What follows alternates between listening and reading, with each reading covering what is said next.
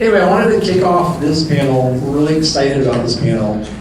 One of the premises of this panel is that you can choose an area of focus and become an expert in that area, and that can lead you to great career things by focusing on a particular area versus just becoming a generalist. And so I'm going to turn it over to Glenn Caruso, who's an expert in many things, and he's going to kind of have the panelists introduce themselves, but we particularly wanted to have a focus on email marketing, social media marketing, and mobile marketing, because these are areas that I think many of you are very interested in. But I'm going to turn it over to Glenn. Thank you very much, Joe. Nice to be here. Glenn Caruso from User IQ. I know we've got about 25 minutes, so we'll start this off quickly. And that is, I'm going to do a little round robin. Tell us where you went to school and what you majored in. Denison University, Greenville, Ohio, history major. Wow. Wow. I went to American InterContinental, which was a local school at the time for fashion marketing and fashion design. Kaitlyn White, and I went to the University of Georgia, go Dogs. I was in the Grady Journalism School, and I majored in public relations. Tell me how you got your first job. How did you decide where you would work, and what did you do to get that first job? Well, I was a history major, which meant I did have no clear path to a job. So I networked. I got a job with the Olympic Committee when I graduated in '96, and was essentially a glorified ballet manager at Olympic Stadium, but it was really cool and it got me down to Atlanta. And then I realized I wanted to do sports marketing because the Olympics and all of Atlanta was world capital. And then sports marketing was one of those things that sounded really cool because I had no idea what it was, and it wasn't, but it got my foot in the door to figure out what I didn't want to do, which I think is equally important. Cool. Laura. I started working for Banana Republic and Gap doing their in-store merchandising, so store windows, in-store displays. Shortly after, I was very fortunate because Banana Republic's marketing department actually moved to Atlanta, which very little people know. It wasn't here long, but for the couple years it was here, I had the opportunity to work there in an entry-level position, which is good because you learn a little bit of everything. This is well before the digital world, but we were starting to see some glimpses of digital could be right around the corner. What would that look like in the marketing space? And I was extremely intrigued by that, which led me to actually leave there and go work for a software company, which was very off path of what I thought, but it gave me much more opportunity. And after a couple years there, I first started on website marketing and email marketing. And then eventually, as the social trend, as all digital trends grew, I attached myself to each one, and now finally ending up in social. So I actually started out with a number of internships in school, and I think those are kind of a domino effect of figuring out what you want to do and what you don't want to do. And I actually interned when I was in school at Coca-Cola. So I interned there my junior and senior year, and then stayed on a little while after my senior year, and that was when social had really just boomed. We were actually using social listening tools for the very first time. So they turned it over to me to be the one to figure out how to use a social listening platform, which was kind of fun. And then after that, during that time, I knew I wanted to go agency side. So knowing Coke and Coke works with hundreds of different agencies, I was fortunate enough to be able to set up meetings and just get to meet people around the city. And actually ended up at Engauge, which at the time was one of the only agencies that didn't work with Coke. And started my career there in social and kind of tumbled into a number of different things, but ended up in strategy and now working specifically in mobile, but more on the strategy side still. Who's having an issue trying to figure out what you want to do when you get out of school? Anybody having an issue? And I'm going to pick on you. Why are you having that issue? And it's common, but why are you having it? Oh, me? Oh, because I'm afraid that I might not want to do any of this. Right. And it might not like fit me, or I might not be like happiest there, might not fulfill me. Whatever job I pick, because like whatever job I end up getting, like I want it to be the perfect one. Right. And never leave. No, that's it. Everybody worries about that. I teach at Georgia in the fall typically. So how do you decide? What would be your recommendation as a college student? How do you figure out what area of advertising and marketing to go into? Yeah, What's well, the process? I wouldn't worry about trying to find the perfect job at your age. I mean, I think at our age, we'd be lucky if we found that. I mean, I think I would try a lot of different things. I'm 41. I've seen more people my age where they got their law degree, they're lawyers, and they said, I shouldn't have done that, shouldn't have gone to law school when I was 23, I didn't know. It's very hard to figure out what you want in your life beyond work when you're right out of school. So I would take your time and try a lot of different things. I mean, get exposure to careers outside of advertising marketing, even if you think that that's what you want to do. But my agencies, I think, are particularly attractive because you can work on lots of different types of business, and you get exposure to all different kinds of parts of what makes businesses successful: sales, marketing, project management, account management. And I think just I know what I'm looking for, and we're hiring a lot of people, and really, we don't look for a resume. We're looking for that person that's going to be really flexible, is hungry, eager, and is capable of doing a completely different job 12 months after we hire them for whatever we're hiring them for. So I wouldn't try to nail it right out of the gate, because I think you might regret it or just miss the mark. Maria, what do you think a good strategy for figuring out what you should be doing or how you should begin? I couldn't agree with Sims more. Getting out there and learning every aspect of the business is extremely important. I too, when I'm looking at resumes, I'm not necessarily looking at what you've actually done. I'm trying to assess what your skill set is and what you're really good at.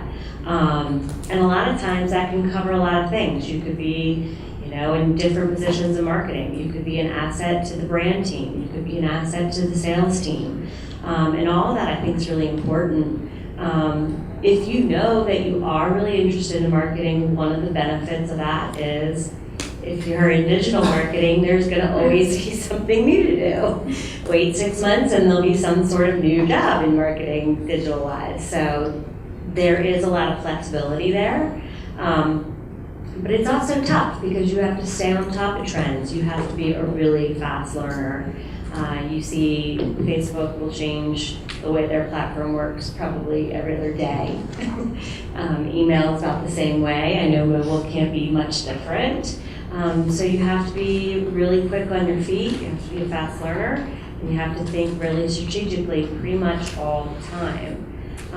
And you will learn those skills in no matter what role you are in any organization. So exactly, finding that perfect job's not important. It's really getting experience everywhere and learning what you like. Yeah, I would definitely echo what these guys both said. I would, and this may date me a little bit, but I would go back to even the idea of the Rory Gilmore pro-con list. So I'm a big fan of putting together Gilmore Girls pro-con list of what is it that you want to get out of something. And what are the things that you're most interested in? And that may not be, I'm interested in social media, I'm interested in email, but am I interested in connecting with people? So maybe account management is a place where I need to go. Am I interested in working on multiple projects? Or maybe I'm somebody that likes to be dedicated to a single project. So maybe the brand side is more of a good fit for me. And then I would just encourage you too, as you're looking at jobs, like these guys said, your job role in one company could change 3 months in, 6 months in, 12 months in. So making sure that you're interviewing with that company being the right fit, I think finding the people and the culture being the right fit, to me, is even more important than the work you're doing every day. Because naturally, if you find people that you like and you find a place that you like every single day, you're going to find a fit on something that fits your skill set to do every day while you're there. So that would be, I think for me, as I've thought about moves in my career, that's the biggest thing that I've kind of put at the forefront. Has anybody read Strength Finders? Book Strength Finders? Did you like it? That was very interesting. Was it helpful? I think so, yeah. And you read it as well. Did you take Yeah, we did it through my internship that I had this summer. And I really liked it because it was funny to see that the department that you were in, your strengths kind of all aligned, and things that you didn't even realize were strengths became like something that you were like, oh, that's just something that I thought was part of my personality. I didn't realize that's something I can apply to the work world. So I found it super beneficial. Right. No, that's We great. have our whole agency do it. Every new hire, they do it, take it on their first day. That's So great. it's a pretty cool thing. It is cool. What it is I'd recommend all of you read it. It's like a $12 book. It's called Strength Finders 2.0. And what it is basically, the gist of the book is play to your strengths. And because if you're good at something, if you're a 7, 8, or 9, it's easy to get to a 9 and a 10. If you're a 2 or a 3 in some aspect, it's going to be very hard to get above a 6 or a 7. So play to your strengths. But the best part about the book is it gives you this online questionnaire. And it pops out, when you answer it, it pops out 6 pages of a synopsis of what your strengths are and what your weaknesses are. And I think also when you're looking for a job and trying to determine what you're trying to do, the biggest thing is to know what are you good at inherently, because that's going to be easiest. Like when they talk about you want a job that you would do for free, right? You'd want to do something you do for free. You're going to get that job if you follow that path by knowing what you're strong at. And then you're also going to understand by and I've got some questions for you about who you read and who you follow. But when you look for job descriptions and see the key qualities and strengths that come up over and over as an account manager, as a creative person, whatever the job, as a social media manager, as an email marketing, as a CRM database person, what are the key qualities and skills necessary to be good at this position? That is an open book test in the job description. Map it back to what StrengthsFinder says about it. And then you've got stories that can illustrate, that you pull from your history that illustrate, here's exactly why I'm good at analytics and math. But that's something that someone who told me a while ago, and I thought was a good piece of advice. But I did want to ask you, who do you follow? Like you talk about reading up on, like Kaitlyn, you were talking about reading up on trends. Who are your favorite people to follow, and what are your favorite newsletters and news sources for information? Sure. Well, I run an email marketing agency, so I try to, and I write a lot of articles. I've written a couple books, so a lot of what I try to do is get outside of that industry because I'm already too deep in it, so I need to get a different perspective. I think there's so much good content. Twitter is really a game changer, and a lot of people that come to me for advice, how do I get into an industry? Twitter's been amazing as far as you can follow people's thoughts, and Twitter, a lot of people use it for different reasons, but you can you follow particular people, start conversations, and it's amazing how things, job interviews, all sorts of things come out of that. So I follow a lot of people on Twitter. It gives me a little deeper insight. David Cummings, who's a local technology investor, ran Pardot that was sold for $100 million. He has probably the best blog in Atlanta, very short, great business sense, or somebody trying to get off the ground, whether you're trying to start your own business or not. It helps just really kind of get acclimated to I think what people want to talk about from a business standpoint. And I read the Wall Street Journal every day, old school, actual paper, and I think that again, just to understand macro trends, and even if you're going deep in digital marketing in areas, you got to know what's going on in the business climate. And I think also helps you making small talk before a job interview. A lot of those nuances are actually more important to get a job than actually your 35 minutes in an interview. And I think people kind of underestimate some of those things. So highly recommend just being well read across a lot of different things. And also just, I know this doesn't answer your question, but it's amazing how many people we've interviewed, probably 50, 60 people the last 6 months, and so many folks have not even visited our website or read up on them. It's unbelievable. Do your homework, do what's out there, follow the company on Twitter, follow the people you're going to interview, check out their profile on LinkedIn. It shows that you care. It doesn't really mean that it's going to help you a whole lot, but it's certainly not going to hurt you. Yeah, for me, I actually think that I spend the most time following and watching my end user. I work in the beauty business, and with social media, obviously there's a large focus on bloggers and YouTubers in the makeup business. So I spend a lot of time watching them and what they're saying about our competitors. I've learned more about that, what our competitors offer that way, than you will actually researching the competitors' websites or social feeds. There is unlimited people to follow, no matter what industry you want to be in. I think that learning the consumer and what they're doing on digital is really, really important. It's going to help guide your strategy and how you speak to them. I'm a big believer in newsletters. I do a lot of reading in my job, and my focus in my day-to-day is strategy and kind of understanding how do we connect consumer insights back to the things we're going to be building for a brand. So I can definitely, I'm never going to be a developer. I'm not nearly as technical as those guys. So a lot of what I focus on reading isn't even necessarily always related to what I'm actually doing in the industry. A couple that I love to read, I think Harvard Business Review does a great kind of daily newsletter that goes through just more inspirational articles, and they cover a wide breadth of topics. There's a newsletter called Genius Steals that I think just brings out really fun stuff, cultural pieces too, and I love digging into that psychological side of why people take actions and why they interact differently. They do a great job of pulling stuff out of the woodworks, of that kind of stuff. Did you say Genius Fields? Genius Steals. Steals, thank you. Steals, yeah. Trying to think. There's also GE does a newsletter, so if you haven't followed what GE is doing in the space in digital in general, it's fascinating. Just the amount of touch, and you've seen even their commercials recently, how they're kind of repositioning their brand as really being across the board, everything that they do in the technology space. But they have a daily newsletter that they do that's innovation focused, and it tells stories of some of the products that they're using, some of their people. They do a lot on big data and analysis, and I find that one just, again, fascinating. I think those things that I'm always drawn to, the articles that kind of take you out of your comfort zone and are teaching me more of the cultural side of what can I be applying and understanding what's affecting our consumers' lives. So yeah, and any sort of daily newsletters are great for me. I love to be on Twitter, but I love it even more if it can just come to my inbox in the morning and I can dig through it that way. Knowing what you know now, imagine you're 22 again and getting out of college. You've somehow been put back into that body. What are you going to do? Where are you going to move to, and what job are you going to go for? Or are you going to start a company? Definitely not going to start a company right when I'm 22. And I accidentally started a company mainly just because I had to. I had no other, kind of accidental entrepreneur. If I'm 22, after I go back to my frat house,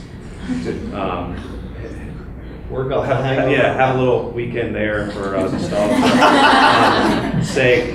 I think I would probably, I'm one of the few agency people that started an agency but never worked in an agency before. And I think that's helped me in a lot of ways.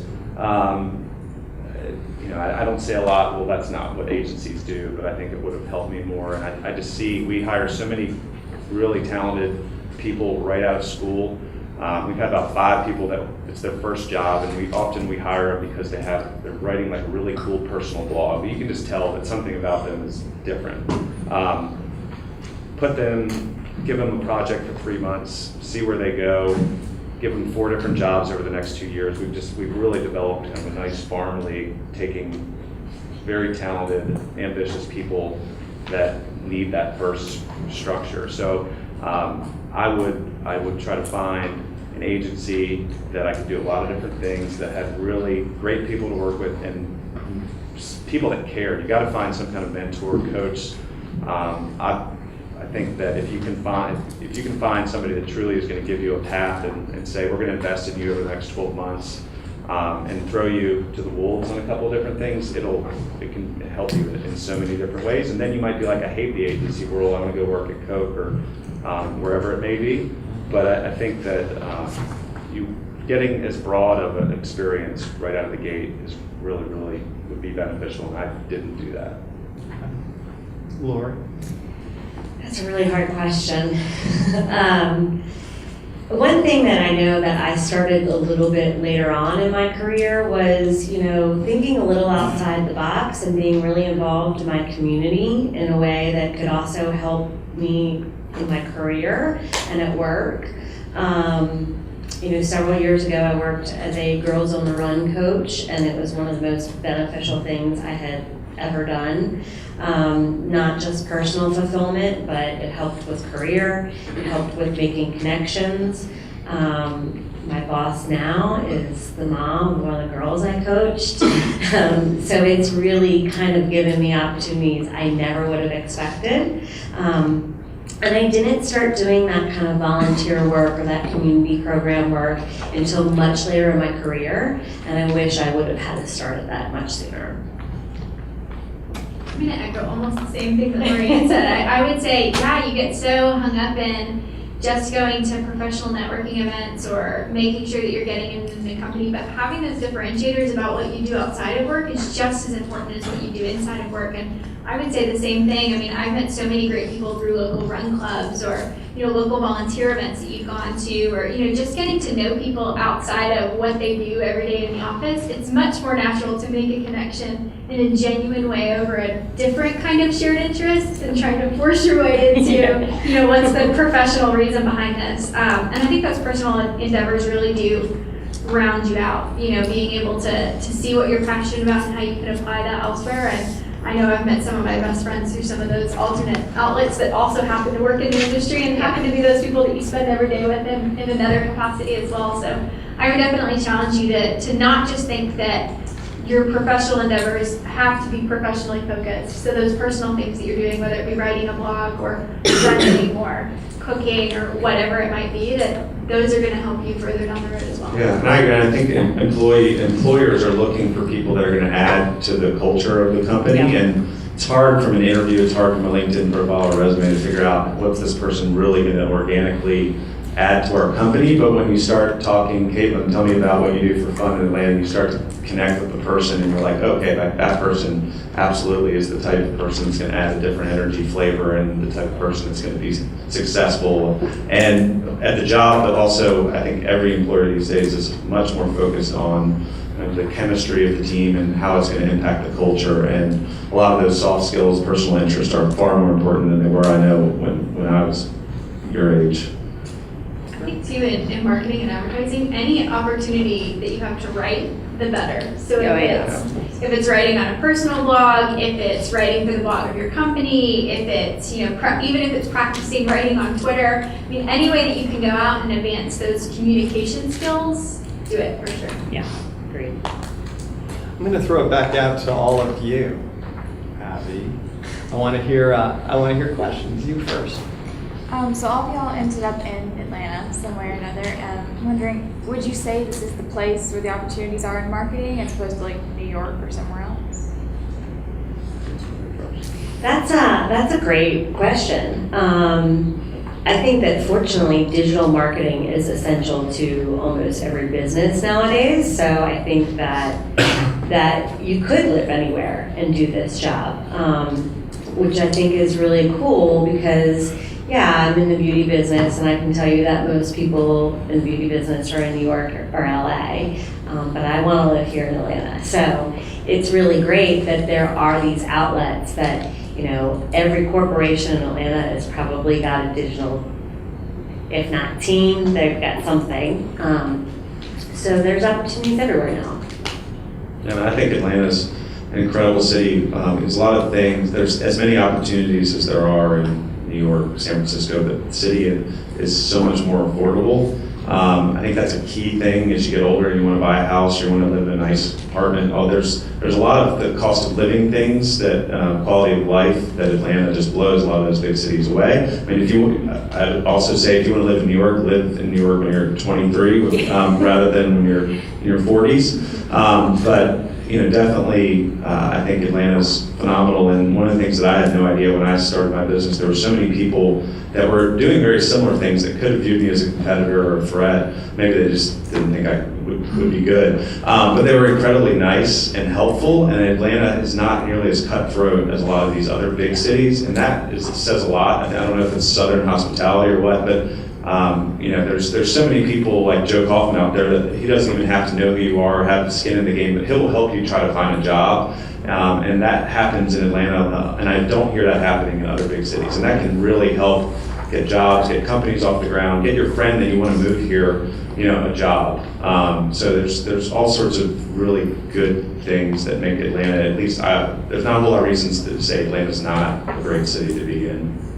Yeah, and I think there's a lot of that movement, even, I dare to use to say the word underground, but there's stuff I think that you don't even realize that's going on. I mean, think about the tech market and how much it's moved in Atlanta. I mean, Atlanta Tech Village didn't even exist 3-4 years ago, and how many companies are over there now. So I mean, the growth that I think is coming to the city is huge. I think the cost of living thing is it's an easy way to kind of draw you in, and it helps you stick around, right? When it's easy to live here for sure. I think when it comes to marketing and advertising, one of the fastest things that I learned at getting into industry here is how small and how welcoming this community is. So everybody is, 1 or 2 degrees of separation away from each other here, and there is just that willingness to kind of to help out, to have conversations, to grab coffee, to learn about what people are doing and to help you figure out that path. And I think that's a big thing to recognize and not be afraid of, especially as you graduate school, is people are here to help you, and we've all been there and done that the same way that you have. And it's definitely a city where that people are willing to extend that friendship for sure. Look for mentors and look for people this is how you will get jobs, by talking to people and networking, like you were saying, Sims. It's going to be those casual conversations where somebody says, that's a really cool person. She seems really smart. He seems really on top of it. That's going to get you. They're going to like you first, and then if you can show them that you know what you're talking about, you ask interesting, good questions. It's going to be important. Sorry. Glenn, you mentioned soft skills, and Kaitlyn, you mentioned communication, and how do we get this change and away from this being communication? And in this generation, I'm probably the oldest guy in the room here, so I apologize, but I'm a digital guy, and I love it, and I live it, and it's a tool that is just amazing. But how do we get back to some of the soft skills? Because I think people coming into it, a lot of, especially the larger organizations, rely on this digital, and you lose something. Right. And where do we go from there? How do we get the acceptance on the entry level to create and build those kind of skills? Because that's where you succeed, I think. I think you're right. Well, I think a lot of it comes from networking at events, just meeting people. That's one thing. If you want to get through to people, in the olden days, I used to get 100 letters a week and no emails, or 1 email a week. Now I get 1,000 emails a week, and I get 6 pieces of mail a year. So if you really want to get to someone, believe it or not, write them a letter. Believe it or not, they will open it, because they don't get any other letter. Never forget to send a thank you note. And Anytime you can pull out that stationery and send a thank you note, for sure, do it. Absolutely. No, I was say the thank you note will sit on somebody's desk. The email will be deleted after it comes. Still valued, but I've seen there's plenty of people that are incredibly bright that have not had the soft skills or the awareness of how do you act appropriately in a meeting. And those people, it doesn't matter how technology savvy they are or bright, driven, if you don't know how to act in a meeting or with other people, that just goes in life, you're not going to go as far. But I think particularly companies, that professional awareness, and we see it incredibly lacking. To generalize all of you millennials, there's a lot of, it's all about me. I would definitely advise to figure out how are you perceived in a meeting, how are you perceived at work, and understanding that, because if you can figure that out, you will advance far more than the person that maybe is smarter than you, or maybe even has whatever the background is, because that's how people advance in most workplaces, whether it's fair or not. And I'll tell you one book you have to read, you must read, and if you can't afford it, I'll buy it for you. It's a book called Corporate Confidential by a woman named Cynthia, Cynthia Shapiro, Shapiro. And it's the 50 things, it's titled The 50 Things That Will Get You Fired That Your Company Doesn't Want You to Know About. And it is the guidebook to corporate America. It will disgust you. It will enthrall you, because it will tell you exactly what you need to do to get ahead in any company with 3 or more employees. But it is invaluable. It's the first book you should read. Then the second book you should read is Strength Finders. But anyway, next question. Yes? A common theme that I keep hearing is in interviews, provide examples to show them how you think. Do you guys have examples of how you do that? Yeah. I think if you've written some blog posts are always a great thing. If you've done anything from your schoolwork projects, any examples are great. Anything to stand out. I don't even think it has to be, I've never taken a marketing class in my life. So if I was interviewing, that's, I'm going to try to just stand out somehow. It might be like, here's an article I wrote on my trip to Australia. Something that shows you how you think that you didn't get paid for that, you didn't have to do that, you took the initiative to show it to somebody, just something that shows that you're willing to stand out, because that's what getting a job really is. It's how do you stand out? Because at the end of the day, all of you all probably look pretty similar as far as resumes. So who's going to really break through the clutter and get my attention? And I think there's a lot of different ways to do it, but just it doesn't have to be here is an email marketing campaign that I ran for something I was volunteering in. That's great, but I'd rather hear about something you're passionate about. Maybe you can show me something that you're maybe more interested in. I actually ask the people I interview to bring writing samples to me. Usually I say 3 tweets, 2 Instagram posts, and maybe a Facebook post on the topic of their choice. Usually they're going to pick the topic for whatever that job is, but sometimes they don't. Sometimes they break it out, so I'm asking for multiples. They'll pick one in that industry and one that's more personal to them. And I kind of like the personal examples a little bit better because it does give me a better understanding of what they're passionate about and what they can do, just for themselves in social media. I think it's really important to look at. And then there, on the occasion that I don't ask for them, I will often see people bring them anyways. And I really do like that a lot. Appreciate it. Yeah, we always ask similar questions too, even in the mobile space. It's kind of, what are the apps that you're using today? What are the things that intrigue you? And I think oftentimes it may not even be, have to be something that you worked on, but it's invaluable to have an opinion and a thought on why you think something worked or why you didn't think something worked. So if you come to me and say, the number 1 app that I use every day is Instagram, I want you to tell me why you use Instagram. Why is it so important? Why do you think it's different? Why do you think no competitor has caught up to it? So I think even, work samples are fantastic, being able to show the things that you've done, but having an opinion and being able to speak to that and show how you think through things is almost just as valuable, even if you never touched it and its production stages. I love that. It's true. Having an opinion, and you'll have an opinion by reading a lot. Because that's the first thing we'll say is, who's doing it well in our space? Who's doing it poorly? Why? Why do you think that? That's what we'll want. Next question. Questions?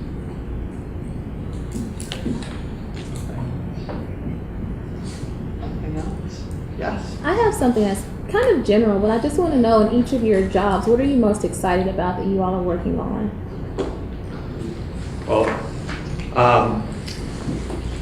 so I'm the CEO of our agency. Every day, the job is very different. I've spent more time in the last couple of years just focusing on trying to figure out millennials. So I don't know whether that excites me, but figuring that out, because that's 90% of our employees are average age is 26, and for example, we just did a new policy where work from home every other Friday, and you would have thought we gave everyone a 50% raise. So that really, because I don't have a clue on millennials, so that really excites me, because I have to be able to better understand our employees. We're growing, we have a long ways to go in order to be a better employer and workplace. So that's just an incredible challenge, and it's not something that you figure it out by reading a book or you figure it out in a week by focused on it. So I'm looking at tackling that and getting creative, and it's something that's really different. And we're a people business, so we have to be able to really understand our employees. We understand our clients very well and our industry, but we've got to be able to figure out what's going to drive our employees, and it's constantly changing. So I love change is good. Thank you.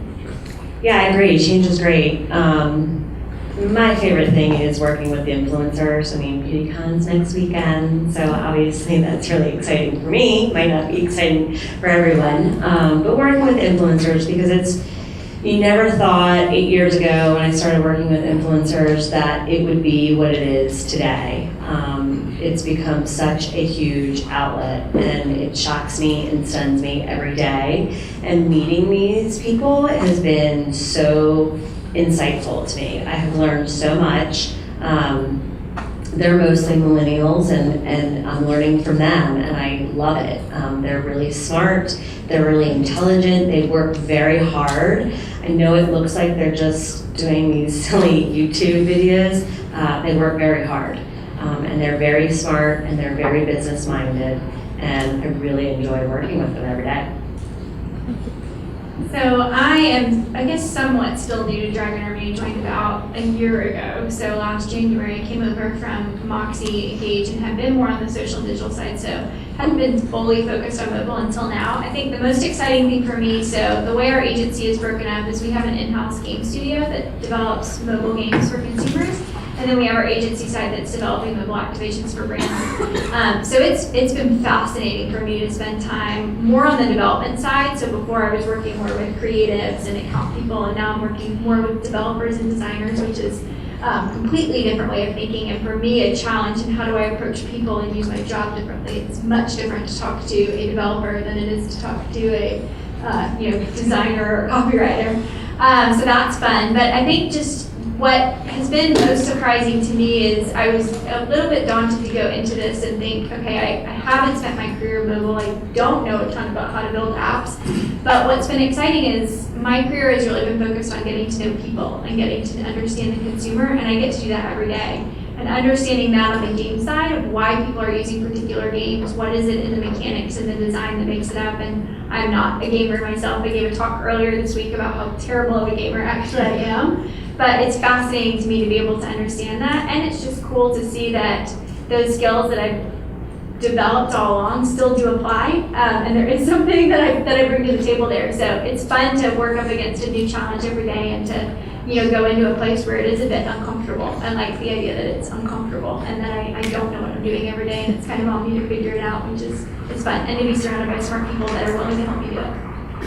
And I work at a startup here at the ATDC, which is an incubator that's a joint venture between Georgia Tech and Georgia Economic Development, and it's been around for about 35 years. They incubated Earthlink, as well as a number of technology companies. What I love is I love building something from scratch. I'm actually working with these two gentlemen back here, Chris Morgan and Aaron Aycock, at User IQ. But it's neat to develop something where you have no processes, nothing is defined. You were creating the roadmap, and you're wearing many different hats, so it's very rewarding. One thing, I know we've got to wrap up. First thing I would say is make sure all of you follow up with all of us. Do reach out and keep in contact, because we're the type of people who either can give you a job or help you find a job. So don't be afraid to do that, and don't give up. We get hundreds, if not thousands, of emails a day, so you'll be lost in the deluge. So don't give up, and it'll be done. It's so many people did. Are any of you hiring right now? We are.